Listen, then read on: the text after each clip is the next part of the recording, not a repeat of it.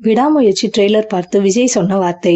அஜித்குமார் நடிப்பில் பிரம்மாண்டமாக உருவாகியுள்ள திரைப்படம் விடாமுயற்சி. இந்த படத்தை ஸ்டைலிஷாக உருவாக்கி இருக்கிறார் மகிழ் திருமேனி. இந்த படத்திலிருந்து ஏற்கனவே போஸ்டர்கள் மற்றும் டீசர் வெளியாகி ரசிகர்களை கொண்டாட வைத்திருந்தது. இந்த படத்தை பொங்கல் தினத்தில் வெளியிட இருப்பதாக அதிகாரப்பூர்வமாக அறிவித்திருந்தனர். இன்னும் சில வாரங்களே இருப்பதால் அடுத்தடுத்த அறிவிப்புகளை ரசிகர்கள் ஆர்வமாக எதிர்பார்த்துக் கொண்டிருக்கின்றனர். சமீபத்தில் வெளியான அஜித் மற்றும் த்ரிஷா புகைப்படங்கள் இணையத்தில் வைரலாகியது. இந்த காட்சிகள் படத்தில் பிளாஷ்பேக்கில் இடம் பிடிக்கும் என கூறப்படுகிறது.